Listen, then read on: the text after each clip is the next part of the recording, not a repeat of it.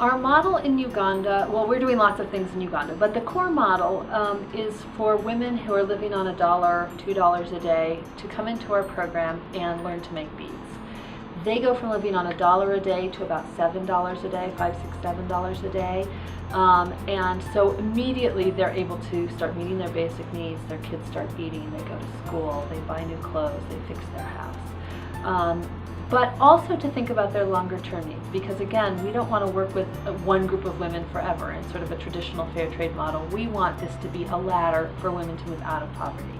So the very first time that they sell beads and they start earning money, the next day they start their business training. They come in and they start learning principles of how can they start their own business, rooted in the local economy, selling produce or shoes or clothes, so that they're truly sustainable once they've left Bead for Life. We have a staff of about 40 in Uganda that work with our women.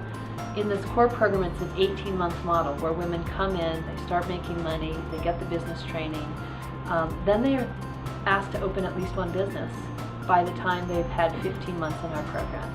And the goal is that they are able to open their business and get through those rough first startup months before they graduate. So they still have income from beads coming in while they're making their business robust and sustainable.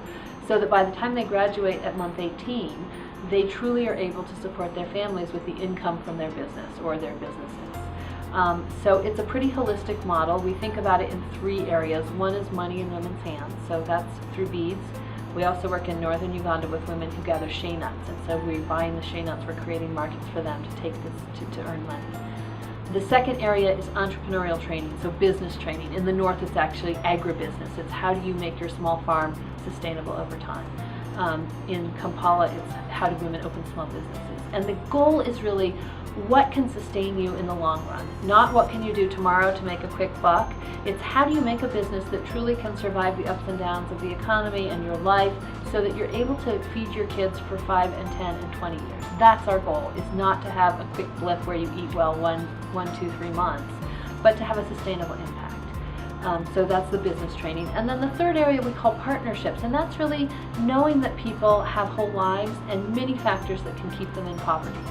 And if we don't address poor health, for example, someone might be too sick to be able to start a business. And so we try and partner with other groups to do things like clean water through wells, or access to mosquito nets, or in some cases emergency care. If a child gets burned, the mom is not going to be able to start their business if they're worried about this kid or if the kid's not doing well. So they can go to a local hospital that we have a relationship with. So on a case-by-case basis with each community, we try and identify what are the factors that are most critical to help to keeping people from getting out of poverty. And we try and find creative, innovative ways to partner with other groups to address those. So that's our program model. We've also, in the last year, taken our 18-month curriculum and training model and launched what we call the Street Business School. And the Street Business School is working with women who already have tiny, tiny businesses. And when I say tiny business, it's probably not what you're thinking. Imagine there's a woman with 12 tomatoes sitting on a shawl on a street corner. That is her business. So too small to really support her family in a sustainable way, but she's shown that she has the desire to change her life.